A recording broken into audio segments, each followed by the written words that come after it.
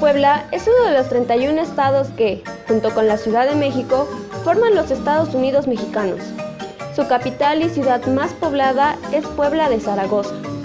El estado se encuentra ubicado en la región este del país, limitando al norte con Tlaxcala e Hidalgo, al noreste con Veracruz, al sur con Oaxaca, al suroeste con Guerrero y al oeste con Morelos y el Estado de México. Con más de 6 millones de habitantes, es el cuarto estado más poblado de la República Mexicana, y aunque su ciudad capital fue fundada el 16 de abril de 1531, el Estado Libre y Soberano de Puebla logra consolidarse como tal hasta el 21 de diciembre de 1823. Mi nombre es María de Jesús Osorio Juárez y soy alumna del Centro Escolar Profesor Enrique Martínez Márquez.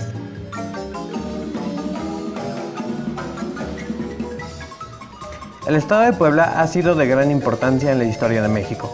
Dentro de él se han hallado los restos más antiguos del cultivo de maíz y camotes en la región de Tehuacán. Fue el escenario de ciudades prehispánicas tan importantes como Cantona y Cholula. Durante la época virreinal, la ciudad de Puebla llegó a ser la segunda ciudad en importancia en la Nueva España, gracias a su ubicación estratégica en la Ciudad de México y el puerto de Veracruz. A finales del siglo XIX, el estado fue uno de los primeros en industrializarse, gracias a la introducción de telares mecánicos que favorecieron el desarrollo de actividades textiles y para la transportación de sus productos necesitaron el ferrocarril. Mi nombre es Christopher Joshua Gómez Tepale y soy alumno del Centro Escolar Profesor Enrique Martínez Márquez. Hoy les queremos presentar la historia del Ferrocarril Industrial de Puebla, el patrimonio que dio servicio al transporte a la parte centro-oeste de nuestro estado. En España se le denomina patrimonio histórico al conjunto de bienes, tanto materiales como inmateriales, acumulados a lo largo del tiempo. Estos bienes pueden ser de tipo histórico, artístico, paleontológico, arqueológico, etnográfico, documental, bibliográfico, científico o técnico, así como los sitios naturales o parques que por su ecosistema o valor histórico deban ser protegidos. En nuestro país, México, lo llamamos de diferente forma. De acuerdo a Manuel Rivera, el patrimonio es el conjunto de bienes y derechos heredables pertenecientes a una persona, comunidad o pueblo. También se le denomina así a patrimonios regionales y o nacionales, como por ejemplo patrimonios industriales y culturales. En la actualidad existen diferentes tipos de patrimonios, pero podemos decir que en términos generales, dentro de los patrimonios están los patrimonios naturales y patrimonios culturales. En el caso de nuestro estudio, la inclinación por el patrimonio cultural nos marca que está formado por los bienes culturales que en la historia le ha dejado a un país y por aquellos ciudadanos que en el presente le otorgan una especial y relevante importancia histórica, científica, simbólica o estética. Esta herencia dejada por nuestros antepasados y recibida actualmente viene a ser el claro testimonio de su existencia y visión del mundo. El patrimonio cultural se divide en dos tipos, los cuales son tangible e intangible, y dentro del patrimonio tangible se encuentran los patrimonios mueble e inmueble. El patrimonio cultural tangible mueble está compuesto por todos los objetos que constituyen colecciones importantes, como obras de arte, objetos arqueológicos, objetos de la vida cotidiana antiguos como utensilios, armas o vestimentas, y que por su tamaño pueden ser trasladados de un lugar a otro. En el caso del patrimonio cultural tangible inmueble, está compuesto por todos aquellos sitios, obras de ingeniería, lugares, edificaciones, conjuntos arquitectónicos, zonas típicas, centros industriales y monumentos de interés o valor relevante desde los puntos de vista arqueológicos, históricos, arquitectónicos, artísticos o científicos reconocidos tal cual son. Las obras culturales inmuebles son producciones humanas que no pueden ser trasladadas de un sitio a otro, ya que sea porque son estructuras grandes y pesadas. Nosotros consideramos que el patrimonio cultural tangible, mueble o inmueble, no solamente lo podemos encontrar en los museos, sino que también se puede hallar en la calle, y que no necesariamente pueden estar resguardados y estudiados por grandes personalidades de la cultura.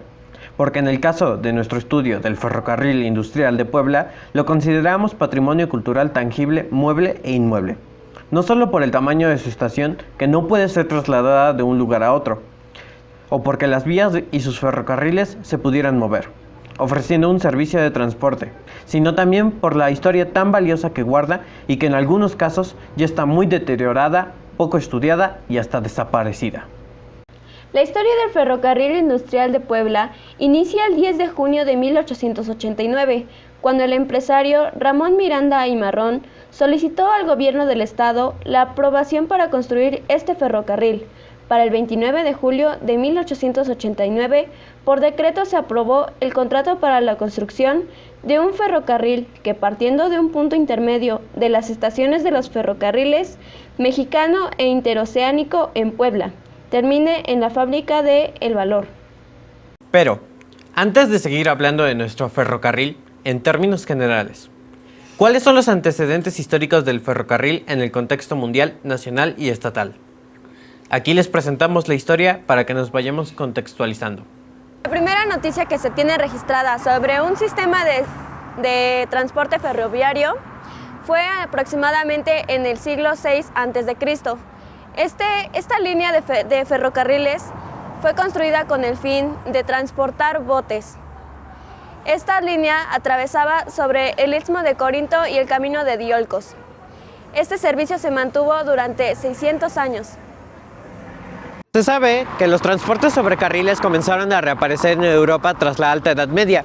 La primera noticia sobre un transporte de este tipo en este continente europeo, en este periodo, aparece en una vidrería en la Catedral de Friburgo, en Brisgovia, en torno a 1350.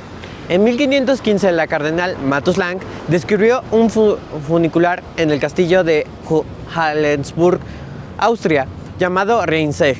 La línea utilizaba carriles de madera y se accionaba mediante una cuerda de cáñamo movida por fuerza animal o fuerza humana. A partir de 1550, las líneas de vía estrecha con carriles de madera empezaron a generalizarse en las minas europeas. Durante el siglo XVII, las vagonetas de madera trasladaban el mineral desde el interior de las minas hasta canales donde se transbordaba la carga del transporte fluvial o a carros. La evolución de estos sistemas llevó a la aparición del primer tranvía permanente en 1810, el Leiper Railroad. A partir del año 1790, se utilizaron los primeros carriles completamente de hierro en el Reino Unido.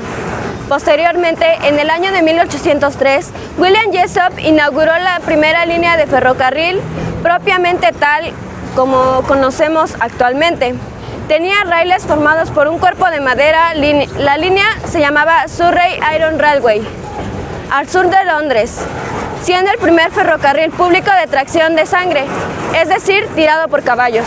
La invención del hierro forjado en 1820 permitió superar los problemas de los primeros carriles de hierro, que eran frágiles y cortos, aumentando su longitud de hasta 15 metros de largo. Posteriormente, en el año de 1857, comenzaron a fabricarse los primeros carriles de acero definitivamente. El desarrollo de la máquina a vapor impulsó la idea de crear locomotoras de vapor que pudieran arrastrar trenes por líneas. La primera fue patentada por James Watt en 1769 y revisada en 1782. Pero los motores eran demasiado pesados y creaban poca presión para mover las locomotoras. En 1904, utilizando un motor de alta precisión, Richard Trewhitt presentó la primera locomotora capaz de arrastrar un tren en Merthyr Harry, Reino Unido, realizada junto a Andrew Bevan. La prueba tuvo un éxito relativo. En el año de 1830 se inauguró la primera línea de ferrocarril interurbano, la línea entre Liverpool y Manchester. La vía era utilizada del mismo tipo que las otras anteriores, como la del ferrocarril entre Stockton y Darlington.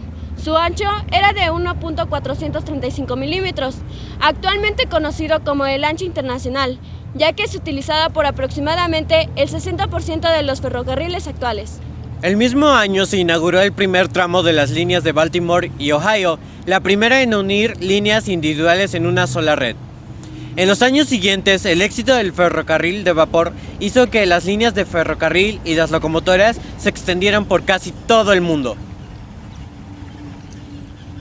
La historia de nuestros ferrocarriles se remonta a los primeros tiempos del México independiente, unos años después de que en Inglaterra se pusiera en servicio en 1830 el primer tren de pasajeros entre Manchester y Liverpool.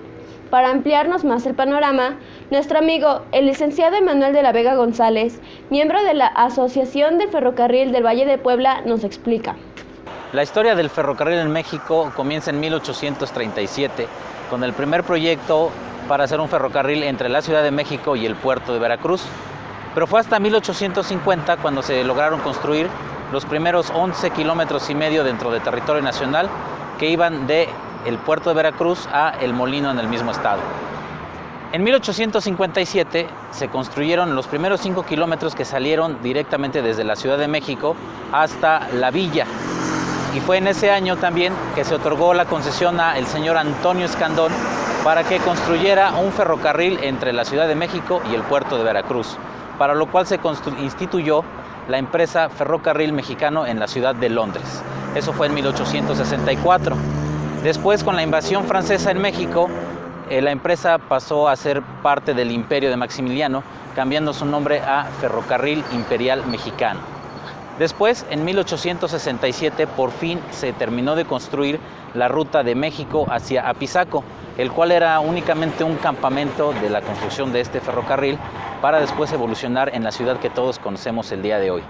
A partir de ahí fue que se desarrolló el ramal de 47 kilómetros que llegaría hasta la ciudad de Puebla. Este ramal fue inaugurado el 5 de mayo de 1869, aquí en el lugar que tengo a mis espaldas, que hoy es el Museo Nacional de los Ferrocarriles Mexicanos, y vino el mismísimo licenciado Benito Juárez a inaugurar la estación de Puebla en 1869. Para 1872 se concluyó la construcción del ferrocarril mexicano pasando por las Cumbres de Maltrata, el cual es uno de los tramos más pesados para los trenes que existen en el país, el cual tenía pendientes incluso del 4.5%, lo cual es una pendiente muy pesada para cualquier tren de carga. A finales de 1872 se empezaron a realizar los viajes de prueba completos entre la Ciudad de México y el puerto de Veracruz, para su posterior inauguración en 1873, justamente el 1 de enero, cuando ya era presidente Sebastián Lerdo de Tejada, se organizó un viaje saliendo temprano desde la estación de Buenavista en la Ciudad de México para llegar al puerto de Veracruz por la tarde. Para 1875 se desarrolló un ramal de ferrocarril que era de tracción animal que iba de la ciudad de Veracruz hacia Jalapa. Este fue uno de los primeros intentos por construir un ferrocarril que después sería llamado interoceánico, ya que su intención era unir el puerto de Veracruz con el puerto de Acapulco en el estado de Guerrero. Para 1880 se realiza el ferrocarril de Tehuacán a Esperanza. Esto fue una ayuda a los productos y empresarios de la región de Tehuacán, el sur de Puebla y el norte del estado de Oaxaca, para que pudieran trasladar sus productos directamente hasta la estación de Esperanza en el ferrocarril mexicano y de ahí mandarlos a exportación a Veracruz o mandarlos a la Ciudad de México. En 1881 se termina el ferrocarril de Morelos. Este es otro de los antecedentes del ferrocarril interoceánico, ya que su idea era conectar la Ciudad de México con el puerto de Acapulco. Sin embargo, solamente pudieron llegar por el lado de Morelos hasta el poblado de Puente de Ixtla. Ahí fue donde detuvo su construcción, ya que el terreno que estaba más adelante, rumbo al estado de Guerrero, era muy escarpado y no pudieron concluir la construcción. Para lo cual después adquirieron el tramo que se inauguró en 1882 del ferrocarril de Puebla hacia San Martín, Texmelucan. Este ferrocarril también fue en sus inicios de tracción animal. Y una vez que el interoceánico desistió en su intento por llegar a Acapulco, adquirieron esta parte del ferrocarril de Puebla a San Martín para completar su ruta de México hacia la ciudad de Puebla y posteriormente unir la ruta que tenían hacia Puente de Ixtla desde la ciudad de Cuautla a la ciudad de Puebla para tener dos formas de llegar. Y posteriormente adquirieron la ruta que mencionamos antes de Veracruz a Jalapa para poder llegar al puerto de Veracruz. Con esto terminó por instituirse la empresa Ferrocarril Interoceánico, que inauguró su estación en Puebla, unas cuadras más allá de lo que tenemos a nuestras espaldas, sobre la 11 Sur y lo que es actualmente la 4 Poniente. Después, en 1884, se inauguró ya el primer ferrocarril de larga distancia que unía una de las fronteras en Ciudad Juárez con la Ciudad de México, una distancia total de 1970 kilómetros. Este ferrocarril era de vía ancha y fue el primer lazo que tuvo la Ciudad de México con los Estados Unidos de Norteamérica vía ferrocarril. 2 años después, en 1888, se concluyó el ferrocarril nacional. La diferencia del nacional con el central es que el nacional era de vía angosta y tenía su ruta por Toluca y después hacia Nuevo Laredo, que fue la otra frontera que conectaron por ferrocarril.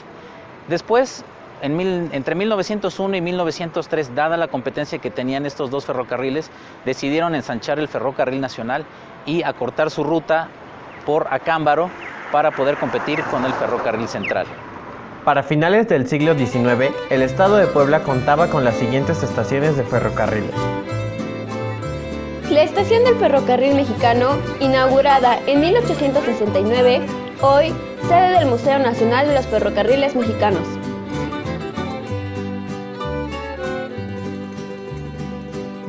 Y aquí hemos venido porque hemos llegado los dos por distintos lados.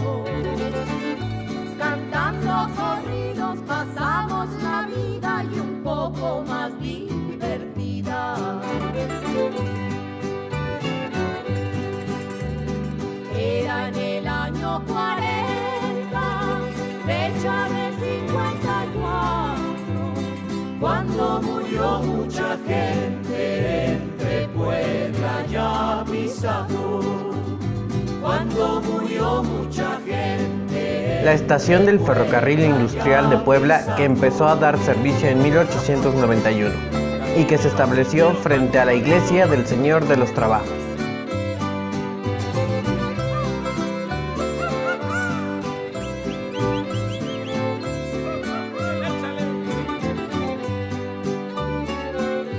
Y el tren que corría sobre la ancha vía de pronto se fue. La estación del Ferrocarril Mexicano del Sur, abierta al público en 1892, cuya línea comunicaría a Puebla con la capital de Oaxaca. Y el buen maquinista ya ahí quedó muerto mirando para aviador. Y finalmente, la estación del Ferrocarril Interoceánico, abierta en 1897.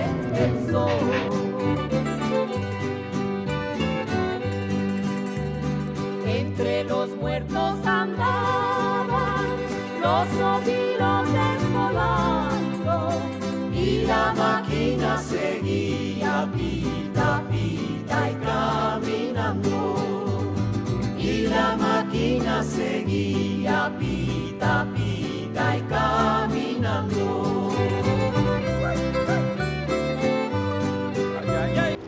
Ahora veremos a detalle la historia del Ferrocarril Industrial de Puebla. Los principales investigadores sobre el ferrocarril industrial de Puebla son Allen Morrison en su obra Los tranvías de Puebla y Gloria Tirado Villegas en su libro Entre la rienda y el volante. Ambos, en términos generales, nos explican que la historia del ferrocarril industrial de Puebla inicia el 10 de junio de 1889, cuando el empresario Ramón Miranda y Marrón solicitó al gobierno del estado la aprobación para construir este ferrocarril. Para el 29 de julio de ese mismo año, por decreto, se aprobó el contrato para la construcción de un ferrocarril que, partiendo de un punto intermedio entre las estaciones de los ferrocarriles Mexicano e Interoceánico en la ciudad de Puebla, termine en la fábrica de El Valor, pasando por La Independencia, Economía, Hacienda y Molino de Santo Domingo, fábricas de La Constancia, Josefina, Tlaxcalteca y Fundición de Panzacola, con un ramal a la fábrica de Santa Cruz y con la facultad de prolongarlo hasta Cholula y la fábrica La Providencia. El nombre de industrial, como lo marca la concesión, se originó por el interés de dar servicio a las principales fábricas textiles que se encontraban generalmente a las orillas del río Atoyac, y así se formó su primera línea con un total de más de 15 kilómetros. La segunda línea tendría la misma ruta, solo hasta lo que hoy es la gasolinera La Junta, y de ahí se construiría un ramal hacia el municipio de San Pedro Cholula. El 26 de marzo de 1890, se realizó la inauguración del ferrocarril industrial, instalando su estación frente a la iglesia del Señor de los Trabajos, y en ese mismo año el propietario vendió la mitad de sus derechos al señor Ignacio Rivero, quien 2 años más tarde logra que el 7 de agosto de 1892 la línea que llegaba a San Pedro Cholula pudiera tener una extensión de casi 16 kilómetros, y así dar servicio al municipio de Huejotzingo. Aunado a esto, en 1897 se logra que la línea que daba servicio a las fábricas pudiera llegar hasta Panzacola en el estado de Tlaxcala. Para 1895, la Secretaría de Comunicaciones y Obras Públicas del Gobierno de la República publicaría el total definitivo de las líneas de explotación del ferrocarril industrial, que en resumen va de Puebla a La Constancia con 7 kilómetros 250 metros, del kilómetro cuarto de esta a Cholula con 8 kilómetros 500 metros y finalmente del kilómetro 11 del mismo a Huejotzingo con un total de 15 kilómetros 500 metros. Las tarifas al inicio de la historia del ferrocarril industrial serían en primera clase un costo de 3 centavos, en segunda clase sería de 2 centavos y en tercera clase centavo y medio. Para el año de 1902, parte de las acciones del ferrocarril vuelven a ser vendidas, ahora al señor Werner Beit, por una cantidad de 934,000 pesos. En 1906, el ferrocarril industrial de Puebla fue adquirido completamente por el señor Beit, bajo el nombre de Compañía de Tranvías Luz y Fuerza de Puebla. Al adquirir el 100% de las acciones, la nueva dirigencia realizó inversiones importantes y para 1908 la compañía ya contaba con 26 coches, 17 plataformas y 2 carros express. Desde el año 1909, la Compañía de Tranvías Luz y Fuerza de Puebla, dueña del ferrocarril industrial, planteó la posibilidad de establecer una línea eléctrica para el movimiento de todo su transporte, pero desafortunadamente el inicio de la Revolución Mexicana intervino, y no fue hasta el 27 de mayo de 1924 que se realiza el primer viaje de un tranvía eléctrico desde la ciudad de Puebla hacia Cholula. La modernización a tranvía eléctrico del ferrocarril industrial de Puebla se volvió inusual, ya que solamente tenían 4 coches de pasajeros, eran unidireccionales. La línea era limitada porque solamente tenía un paradero y los postes de los troles estaban en un diseño impar, no visto en cualquier otro lugar. Aunque la compañía planteó la posibilidad de extender su línea de tranvías eléctricos hasta Huejotzingo, este nunca se llevó a cabo, por lo cual los pasajeros tenían que bajarse en Cholula y tomar un tranvía de combustión a gasolina. Para 1928, el ferrocarril industrial empieza a resentir la competencia de los camiones de la empresa Flecha Roja, ya que eran más rápidos, cómodos y además sus precios eran muy competitivos, por lo cual el 3 de abril de ese mismo año dejaron de ofrecer el servicio de tranvía a gasolina desde Cholula a Huejotzingo. El servicio de pasajeros en la línea de Cholula continuó hasta el 31 de diciembre de 1941. El tranvía de gasolina funcionó solo 3 meses más. Después del cierre total del ferrocarril industrial de Puebla, la compañía Cementos Atoyac continuó operando hasta 1963, 3 kilómetros de vía desde la estación del ferrocarril mexicano en Puebla hasta su mina. Con la realización de este trabajo, aprendimos que el patrimonio cultural tangible, mueble e inmueble, no solo lo podemos encontrar en los grandes museos o en alguna zona arqueológica, sino también en los lugares menos esperados, como lo es la antigua estación del ferrocarril industrial de Puebla, que esconde una historia detrás de la diversidad de locales comerciales en la que hoy se ha convertido. Lo que para algunos es una construcción vieja y sucia, para nosotros es un elemento de gran valor histórico y cultural. Ahora, sabemos que al reflexionar sobre los medios de comunicación de nuestro estado durante el siglo XIX e iniciar una investigación histórica, nos damos cuenta de que no siempre el patrimonio cultural debe de tener un orden estético, artístico o encontrarse en las mejores condiciones posibles. Resultó interesante para nosotros que con esta forma de ver las cosas, nuestra ciudad está llena de un sinfín de construcciones que vemos como pequeños patrimonios culturales, esperando que algún día sean rescatados mediante la reconstrucción de su historia.